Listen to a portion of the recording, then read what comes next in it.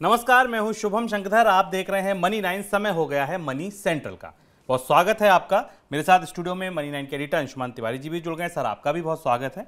अंशुमान जी के साथ आज की खबरों पर विश्लेषण शुरू करूं उससे पहले आपको बताता हूं आज मनी सेंट्रल में खास क्या है, कौन कौन सी खबरें मनी सेंट्रल का हिस्सा हैं। शुरुआत होगी आरबीआई का निर्देश, कर्ज देने में सावधानी बरतें बैंक। बायजूस फिर फंसा गहरे संकट में। क्यों ठंडा पड़ा कच्चे तेल का उबाल। वोडाफोन आइडिया को मिलेगा सरकार से राहत पैकेज। नोटबंदी पर बुरी फंसी सरकार। और चीन ने कोरोना प्रतिबंधों में दी कितनी ढील। ये सब आज के मुद्दे हैं जिन पर हम चर्चा करेंगे। शुरुआत बैंकों की खबर से। रिजर्व बैंक ने बैंकों से कहा है कि कर्ज देने के मामलों में बैंक सावधानी बरतें। खासकर उन कंपनियों को कर्ज देने में सावधानी बरतने के लिए कहा गया है जिनके कारोबार का अधिकतर एक्सपोजर यूरोप और अमेरिका में है। माना जा रहा है कि यूक्रेन के साथ युद्ध छेड़ने के लिए रूस पर पश्चिमी देशों की तरफ से लगाए गए आर्थिक प्रतिबंधों को ध्यान में रखते हुए रिजर्व बैंक ने बैंकों को यह निर्देश दिया है। सर, किस बात का डर है, भय है रिजर्व बैंक को? शुभम, ये खबर एक किस्म से सरकार और रिजर्व बैंक के नज़रिए में अंतर बता रही है।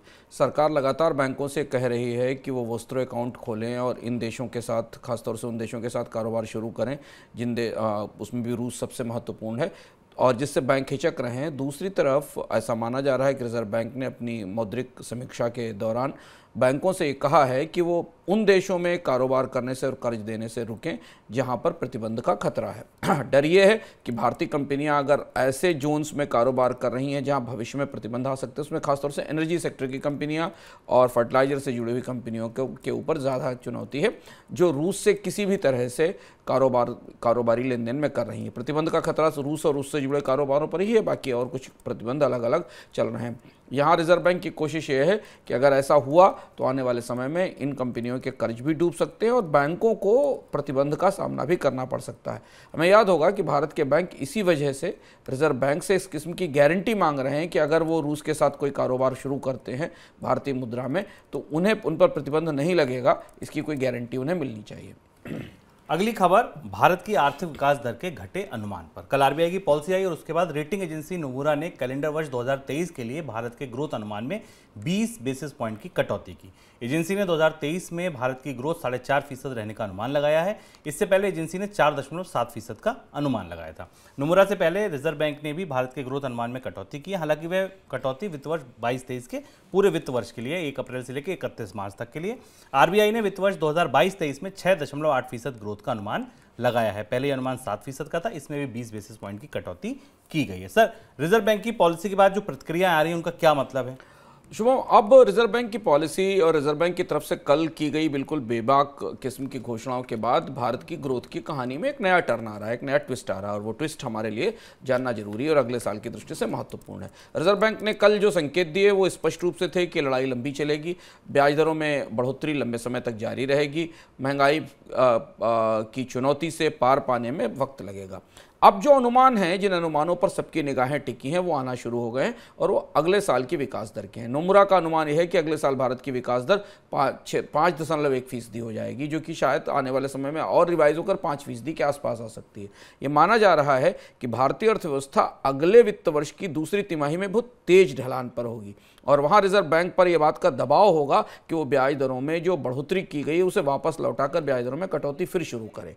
नोमुरा का आकलन यह है कि रिजर्व बैंक को अगले साल अगर भारतीय अर्थव्यवस्था को बहुत गहरी मंदी में गिरने से बचाना है तो उसे ब्याज दरों में बढ़ोतरी की प्रक्रिया को 6 ही महीने के भीतर पलटना पड़ेगा और उसे क्रमशः करीब करीब 75 बेसिस पॉइंट की कटौती ब्याज दरों में 2023 की दूसरी छमाही में करनी पड़ेगी। और यानी जो ब्याज दरों में अभी हम बढ़ोतरी 5 बार देख चुके हैं, ये सारी बढ़ोतरी अगले साल लगभग वापस हो जाएगी। और अगर ऐसा नहीं होता है तो भारतीय अर्थव्यवस्था के लिए 2023-24 का साल बहुत गहरी चोट का साल होगा। अब यहाँ से हम एक दूसरे तरीके की चर्चा, दूसरे तरीके की संभावनाएं बनती देख रहे हैं। एक, अगला साल भारतीय अर्थव्यवस्था के लिए सबसे कठिन और विकट होने वाला है 23-24 का। दूसरा ये कि क्या ये रिजर्व बैंक को महंगाई का इंतजार किए बगैर ब्याज दरों में बढ़ोतरी को वापस लेने के लिए मजबूर करेगा, क्योंकि अगर रिजर्व बैंक का कैलेंडर देखें तो उस हिसाब से शुभम ऐसा लगता है कि रिजर्व बैंक के रेंज में 4 से 6% के आसपास, और खासतौर से जो लोअर सीमा है भारत में महंगाई दर की 4 से 5% को, उसे आते आते 2024 हो जाएगा। और इस स्थिति में उसे पीछे छोड़कर रिजर्व बैंक वापस लौटेगा और ब्याज दरों में तेज कटौती करेगा अगले साल के लिए, ये देखना महत्वपूर्ण है। चलिए अगली खबर बड़ी इंपॉर्टेंट खबर है। वरिष्ठ नागरिकों को रेल यात्रा में मिलने वाली छूट को समाप्त करने से रेलवे ने 2560.9 करोड़ रुपए बचाए हैं। मध्य प्रदेश के एक एक्टिविस्ट ने आरटीआई याचिका में ये जवाब उससे मिला कि रेलवे की तरफ से इसकी जानकारी दी गई कि दरअसल 19 मार्च 2020 को रेलवे ने एक सर्कुलर जारी किया था जिसमें कहा गया था कि वरिष्ठ नागरिकों को टिकट में दी जाने वाली छूट को समाप्त कर दिया गया है। हालांकि कोविड के दौरान लगाए गए तमाम प्रतिबंध हटा लिए गए, वापस कर लिए गए जो उस समय आए थे, लेकिन अभी भी वरिष्ठ नागरिकों को जो छूट दी जाती थी उसको बहाल नहीं किया गया। सर, इससे करीब रेलवे ने 2500 करोड़ रुपए बचाए। रेलवे के बजट के हिसाब से आप देखें ठीक ठाक अमाउंट है, लेकिन क्या वाकई ओवरऑल रेवेन्यू भी सुधरे हैं? वहाँ क्या स्थिति है? रेलवे की बैलेंस शीट भी इस बार निगाह में रहेगी। इस बार के बजट में रेलवे का बजट तो खत्म हो गया है। रेलवे का बजट अब केंद्र सरकार के बजट का हिस्सा होता है, तो रेलवे का बजट और उसकी अनुदान मांगों पर इस बार हमारी और अर्थव्यवस्था के बाकी विशेषज्ञों और निवेशकों की निगाहें रहेंगी। उसकी दो वजह कि पिछले 2 साल कोविड की महामारी के दौरान रेलवे के लिए हर तरह से बहुत खराब साबित हुए। ट्रैफिक भी नहीं बढ़ा, फ्रेट में भी बढ़ोतरी नहीं हुई, यात्रियों ने भी रेलवे का इस्तेमाल नहीं किया, अधिकांश समय ट्रेनें बंद रहीं।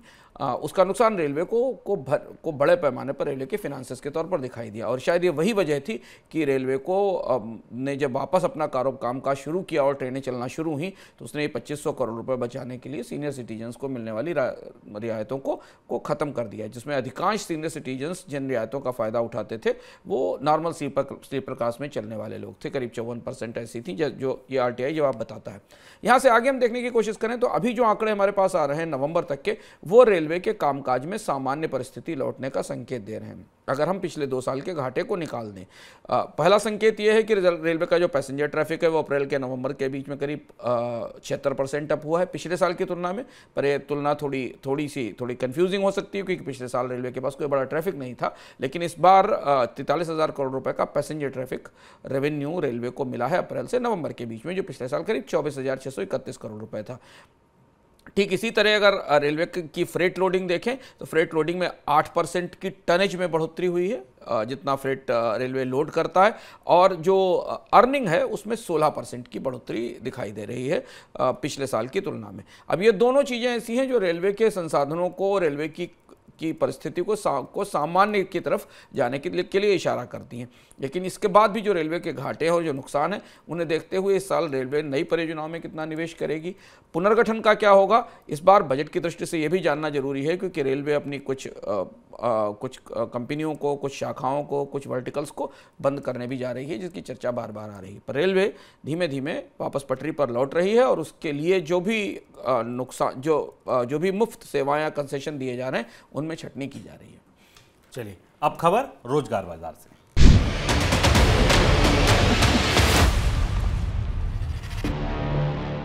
स्टार्टअप कंपनियों के बुरे दिन खत्म होने का नाम नहीं ले रहा। एक तरफ छटनी का सिलसिला लगातार जारी है तो दूसरी तरफ देश के सबसे कीमती स्टार्टअप बायजूस फिर से दिक्कतों में फंसता दिख रहा है। बायजूस की ओर से कंपनी के कर्ज की रिस्ट्रक्चरिंग के लिए कोशिश की जा रही है। बायजूस पर करीब $1.2 बिलियन का कर्ज है। वहीं दूसरी तरफ छटनी की बात करें तो फूड एग्रीगेटर कंपनी स्विगी और एजुकेशन टेक्नोलॉजी कंपनी वेदांतु ने कर्मचारियों की छटनी की है। रिपोर्ट के मुताबिक स्विगी की 250 कर्मचारियों की छटनी दिसंबर में की गई है स्विगी की तरफ से, वहीं वेदांतु तो 385 कर्मचारियों को निकाल चुकी है। वैश्विक आर्थिक सुस्ती की वजह से स्टार्टअप कंपनियों को फंडिंग की कमी का सामना करना पड़ रहा है और कंपनियां खर्चों में कटौती कर रही हैं, जिस वजह से ये छटनी सामने आ रही है। स्टार्टअप डेटा प्लेटफॉर्म ट्रैक्सन की रिपोर्ट कहती है कि इस साल भारतीय स्टार्टअप को फंडिंग में 35% की कमी आई है, गिरावट आई है। रिटेल और फिनटेक सेक्टर पर सबसे ज्यादा मार पड़ी है इस फंडिंग में कमी की। सर, पहला सवाल बायजूस पर, क्यों इतनी दिक्कत में दिख रहा है बायजूस की समस्याएं समाप्त होने का नाम नहीं ले रही हैं। लगातार जैसे जैसे अर्थव्यवस्था में ढलान और पूरी दुनिया में के टेक्निकल स्पेस में एक किस्म का मेल्टडाउन दिख रहा है, बायजूस उससे सबसे ज़्यादा प्रभावित हो रहा है क्योंकि भारत की सबसे बड़ी कंपनी है। जो ताज़ी समस्या है वो बायजूस के कर्ज को लेकर आई है। बायजूस का, और ये कर्ज इस रोशनी में देखा जाना चाहिए कि बायजूस ने लगभग 18 महीने के डिले के बाद अपने ऑडिटेड रिजल्ट्स डिक्लेयर किए थे, जिसमें उसका घाटा करीब 13 गुना बढ़ा था। बायजूस बायजूस ने उसके बाद 2500 कर्मचारियों की छटनी भी की थी। अब जो चुनौती आई है वो बायजूस के $1.2 बिलियन के लोन की आई है। ऐसा माना जा रहा है कि बायजूस को जो अंतर्राष्ट्रीय बाजार से लोन मिला है वो अब पूरी दुनिया में ब्याज दरें बढ़ने के कारण महंगा हो गया है।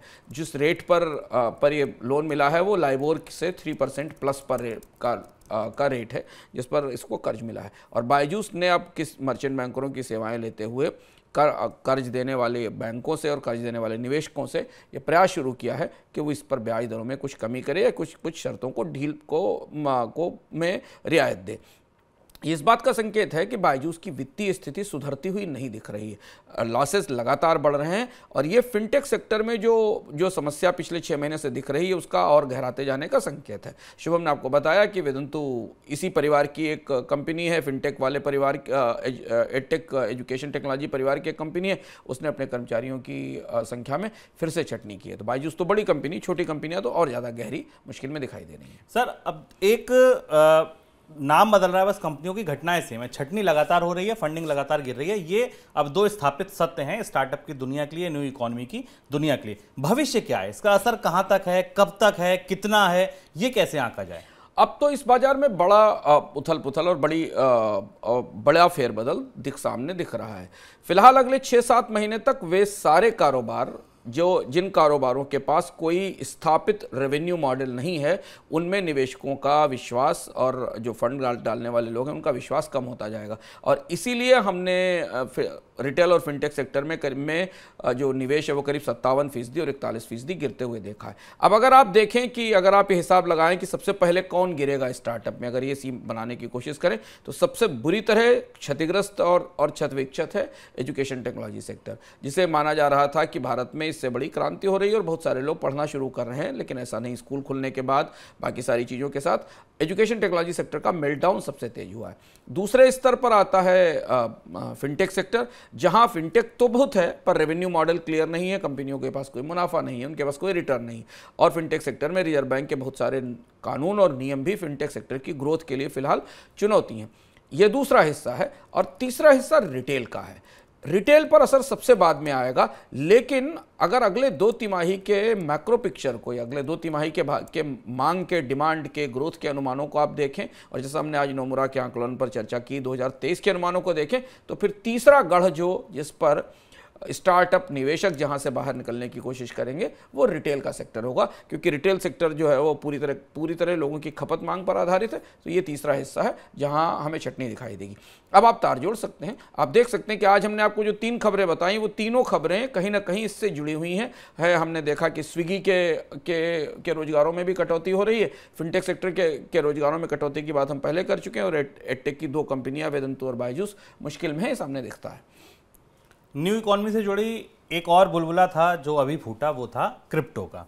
क्रिप्टो की दिक्कतें क्या हैं आपको पता है, भाव बेतरह गिर रहे हैं, एक्सचेंजेस बंद हो रहे हैं। इस बीच भारत में एक नई खबर और है। खबर यह है कि सरकार की फाइनेंशियल इंटेलिजेंस यूनिट यानी FIU की रडार पर भारत के 3300 क्रिप्टो खाते हैं, जिनमें मनी लॉन्ड्रिंग, नशाखोरी और अन्य गैर कानूनी गतिविधियों के जरिए पैसा लगाए जाने का शक है। FIU ने ऐसे सभी क्रिप्टो खातों को बंद करने का प्रस्ताव दिया है और इसके लिए विदेशी क्रिप्टो एक्सचेंज के साथ भी संपर्क किया गया है। तो स्टार्टअप से शुरू हुई है या आप क्रिप्टो की तरफ से शुरू हुई है, ये जो फेनोमेना था, ये जो पूरी ये बुलबुला जो था, ये फूला था कोविड, उसके आसपास, उसके दौरान, जो अब फूटता दिख रहा है। अगली खबर वोडाफोन आइडिया से जुड़ी।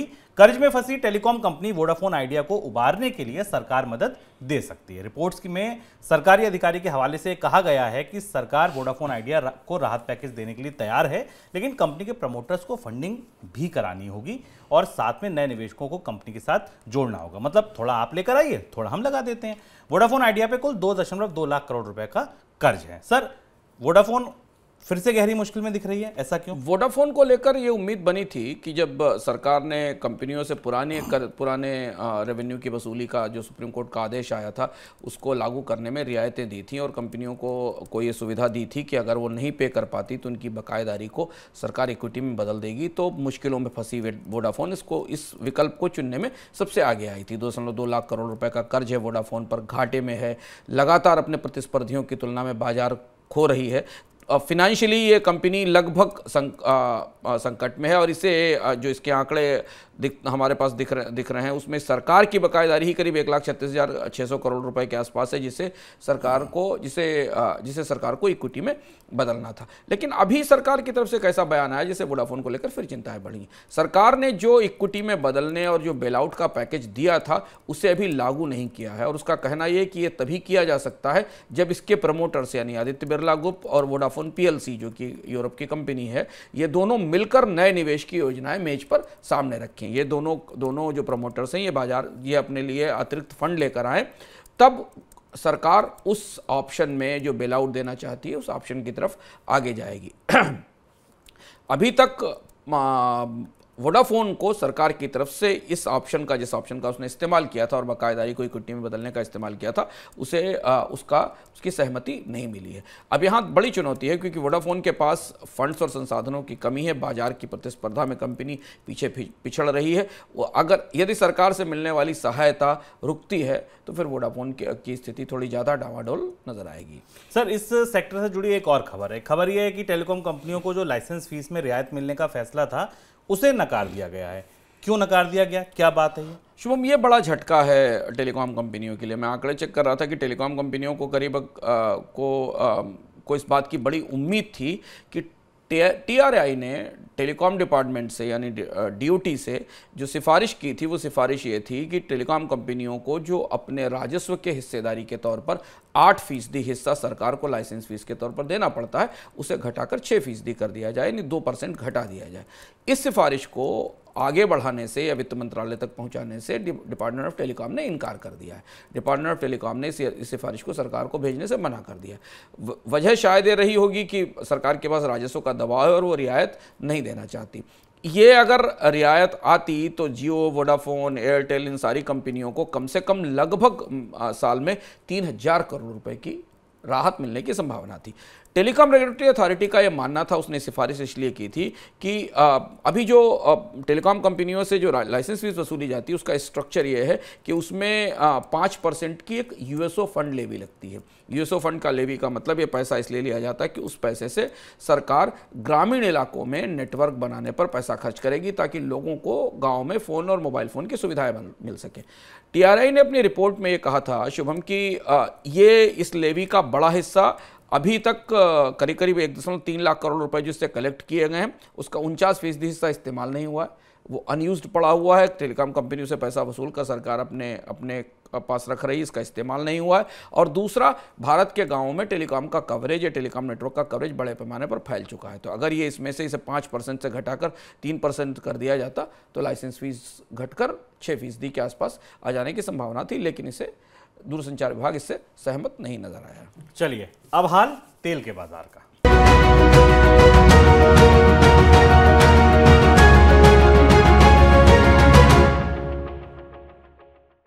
कच्चे तेल के बाजार से 2-3 बड़ी खबरें हैं। पहले तो सबसे पहले देखिए आप भाव अपने आप में बड़ी खबर है। जो कच्चा तेल $87 अभी 2 दिन पहले था, आज $77 पर कारोबार कर रहा है। विदेशी बाजार में कच्चे तेल की कीमतों पर दबाव बना हुआ है। ब्रेंट क्रूड का भाव घटकर $77 तक आ गया है, जबकि WTI क्रूड का भाव $72 के करीब है। वैश्विक अर्थव्यवस्था में आर्थिक धीमेपन की वजह से कच्चे तेल की मांग घटने की आशंका है, जिस वजह से कीमतों पर दबाव देखा जा रहा है। इस बीच क्या हुआ? इस बीच रूस के राष्ट्रपति व्लादिमीर पुतिन ने बुधवार को संयुक्त अरब अमीरात के राष्ट्रपति के साथ फोन पर बात की।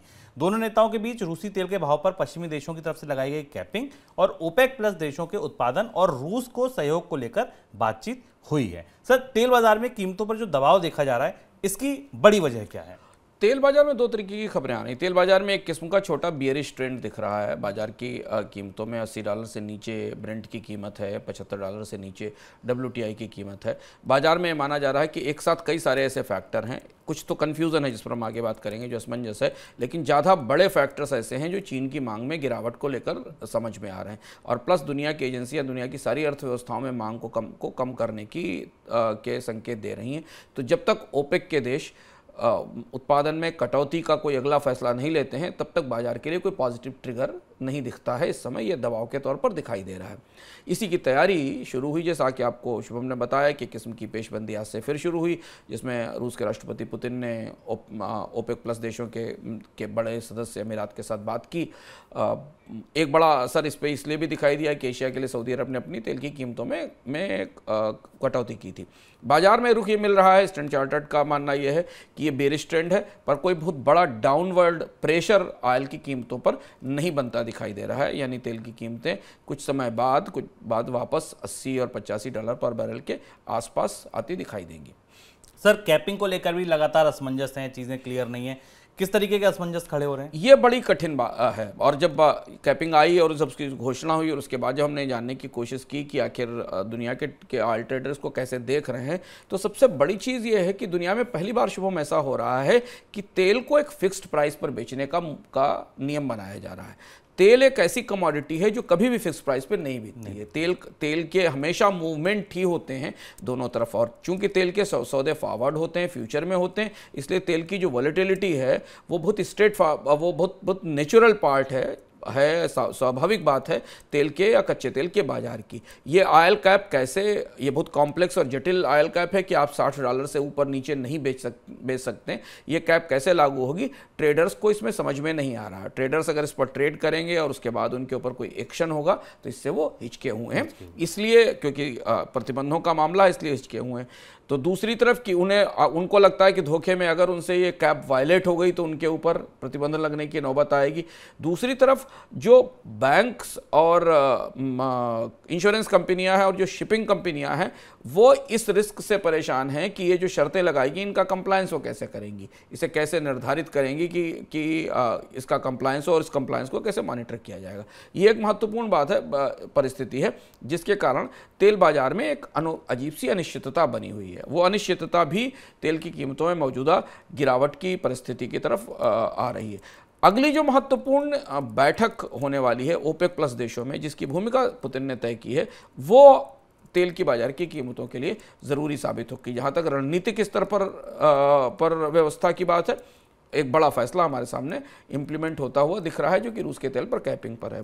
ओपेक अगर अपने उत्पादन में कटौती की एक और कोशिश करता है तो फिर तेल की कीमतों पर दबाव रहेगा। एक और चीज़ है कि $60 की जो कीमत तय की गई है रशियन ऑयल पे, ये ब्रेंट के $90 के आसपास रहने के आधार पर तय की गई। तो माना जा रहा है कि रूस भी इस कीमत को, कच्चे तेल की कीमत को एक सीमा से नीचे नहीं जाने देगा, नहीं तो फिर इस कैपिंग में और ज़्यादा गिरावट होगी, क्योंकि इसका हर 2 महीने पर इसकी समीक्षा का नियम बनाया गया है। बिल्कुल। अगली खबर चीन से। कोरोना लॉकडाउन के विरोध में चीन के लोगों के प्रदर्शन के बाद चीन की सरकार ने कोविड से जुड़े कई प्रतिबंधों में ढील देना शुरू की है। चीन ने कोरोना टेस्ट को लेकर कई जगहों पर छूट दी है और हल्के कोरोना लक्षणों वाले मरीज को लेकर भी पाबंदियां हटाई हैं। हालांकि चीन की सरकार की तरफ से यह भी कहा गया है कि हालात बिगड़ी तो प्रतिबंधों को फिर से कड़ा कर दिया जाएगा। लेकिन कोरोना प्रतिबंधों में ढील के बाद चीन की अर्थव्यवस्था में कुछ रिकवरी की संभावना बढ़ रही है। सर, कितनी ढील दी गई है, कितनी असरदार है, प्रतिबंधों में क्या क्या मना हुआ है? चीन में लगातार कोविड लॉकडाउन की सख्ती के कारण विरोध चल रहे हैं, अलग अलग कुछ रिपोर्ट हो रहे हैं, कुछ रिपोर्ट नहीं हो रहे हैं। तो जो दो सबसे बड़ा जीरो कोविड पॉलिसी में रिलैक्सेशन आया, जिससे दुनिया के बाजारों को इस बात की उम्मीद है कि शायद कामकाज बेहतर होगा और मांग और आपूर्ति की व्यवस्था सुधारने में मदद मिलेगी चीन से, उसमें यह कि चीन ने ये रियायत दी है कि अब आपको जगह जगह जाने पर अपने कोविड के फ्री होने का प्रमाण पत्र नहीं दिखाना पड़ेगा। ट्रैवल में जो शर्तें थीं अपने आप को, अपने नो कोविड के प्रमाण पत्र और सर्टिफिकेट की, वो शर्तें उन शर्तों में ढील दी गई है। दूसरा ये कि सरकार ये महसूस कर रही कि जो लॉकडाउन लगाए गए हैं और जिन इलाकों में लंबे समय से लॉकडाउन लगे हुए हैं वहाँ लोगों की आर्थिक स्थिति, पारिवारिक स्थिति जटिल हो रही है। कई जगह स्टाफ नहीं है। कोविड के जो सेंटर बनाए गए हैं वहाँ भी एक किस्म का फटीग आ चुका है, थकान आ चुकी है, लोग वहाँ काम करने को तैयार नहीं है। अब चीन में कोविड इकोनॉमिक रिकवरी से ज़्यादा राजनीतिक रूप से शी जिनपिंग की चुनौती बन रहा है और ये जीरो कोविड पॉलिसी चुनौती बन रही है, और इसलिए शायद चीन ने थोड़ी थोड़ी रियायतें देना शुरू किया है। अब दिन की दो सबसे बड़ी खबरें। बैंक से कर्ज लेकर लोन डिफॉल्ट करने वालों के खिलाफ बैंक आपराधिक मामला दर्ज क्यों नहीं कराते? बुधवार को सुप्रीम कोर्ट ने यही सवाल उठाया और केंद्र सरकार और रिजर्व बैंक से इस पर जवाब मांगा। सुप्रीम कोर्ट ने सरकार से यह भी पूछा कि बैंकिंग सुधार के लिए एक्सपर्ट पैनल की रिपोर्ट को अभी तक लागू क्यों नहीं किया गया। सरकार और रिजर्व बैंक से कोर्ट ने 4 हफ्ते के भीतर इस पर जवाब मांगा है। सर, क्या पूरा मामला है? इस पर अदालत ने क्या सवाल उठाए हैं? ये मामला अदालत में सुप्रीम कोर्ट से आज पहली बड़ी खबर है और इस सुप्रीम कोर्ट ने रिजर्व बैंक और सरकार से जो जवाब मांगा है वो भारत में डिफ़ॉल्टर केस, लोन के डिफ़ॉल्टर केस में अगर इसमें कोई फैसला आता है तो वो भारत में लोन न चुकाने वाले या डिफ़ॉल्ट घोषित किए गई कंपनियों को लेकर थोड़ी बड़ी चुनौती बन सकता है। सुप्रीम कोर्ट ने ये पब्लिक इंटरेस्ट लिटिगेशन था जिसमें रिजर्व बैंक से पूछा गया था कि बार बार आखिर लोन की रिकवरी क्यों नहीं हो पाती, बड़े पैमाने पर राइट ऑफ क्यों किए जाते हैं, और डिफ़ॉल्टर्स को लेकर सरकार या रिजर्व बैंक इतनी सख्ती क्यों नहीं कर पाता।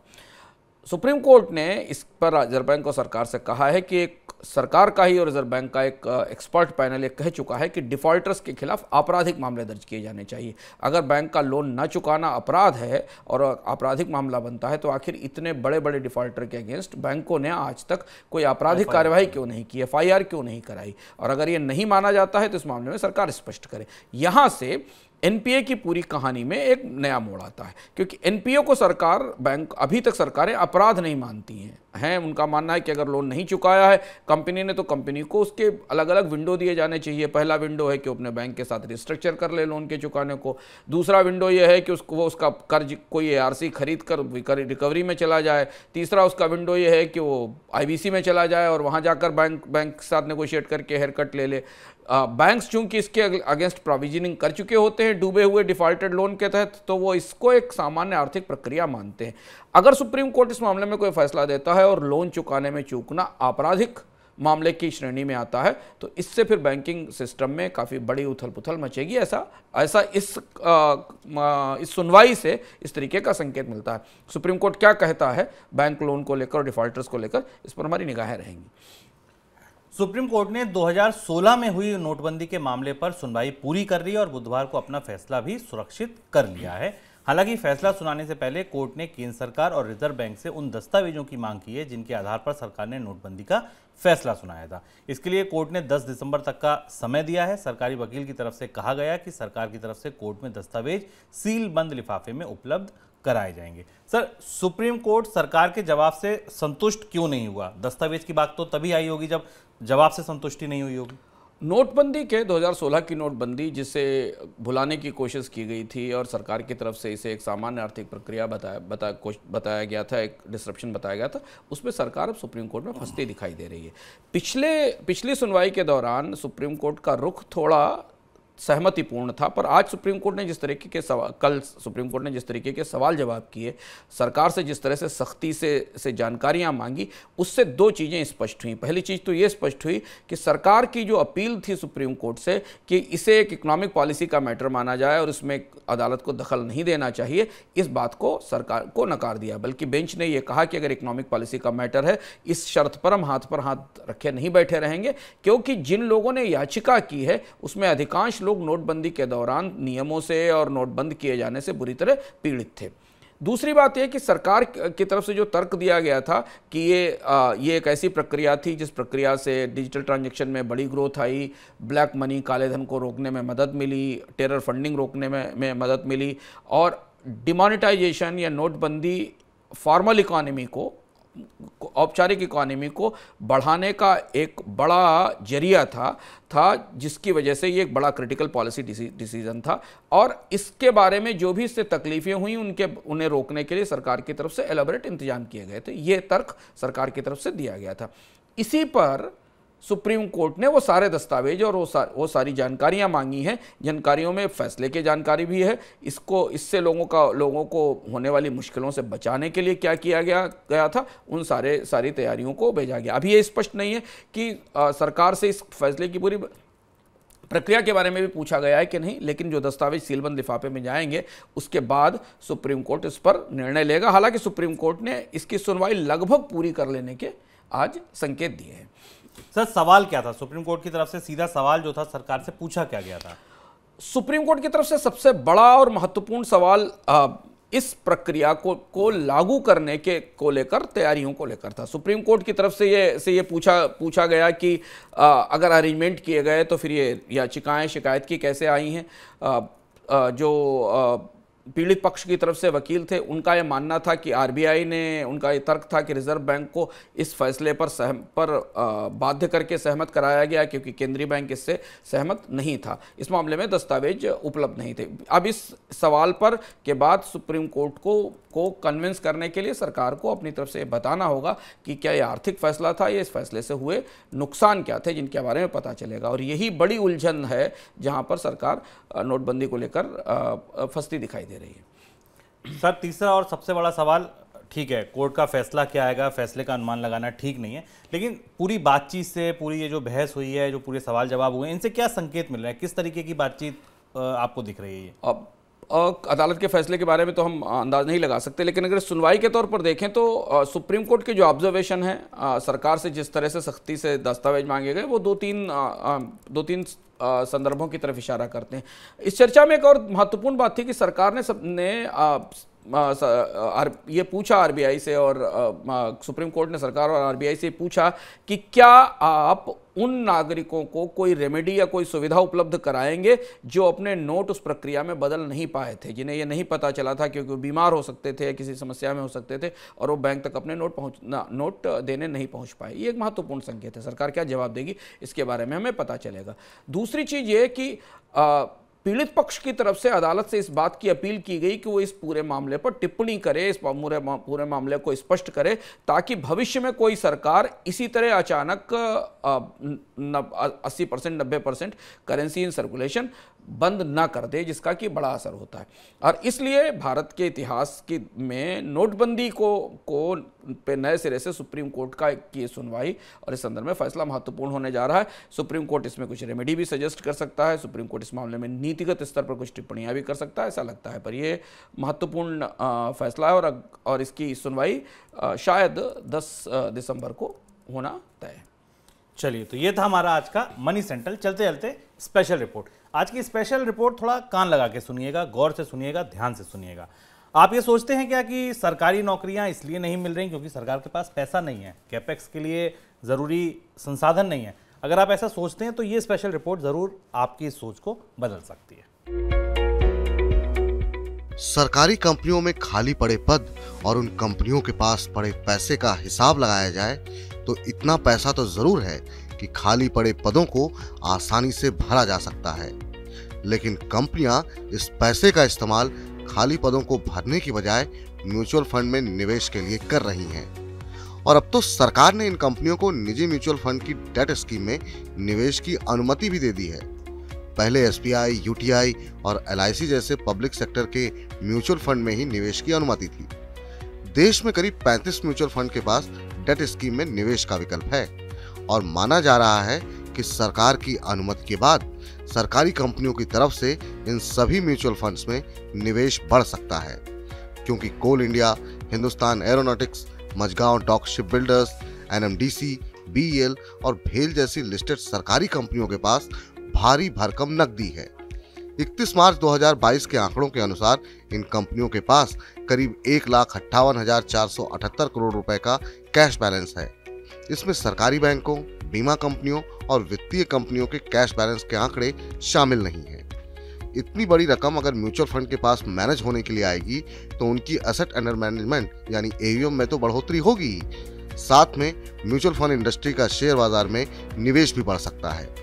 इस साल अक्टूबर तक म्यूचुअल फंड इंडस्ट्री का कुल एयूएम 39 लाख करोड़ रुपए था और अब इसके बढ़कर 40 से 41 लाख करोड़ रुपए तक पहुंचने की संभावना है।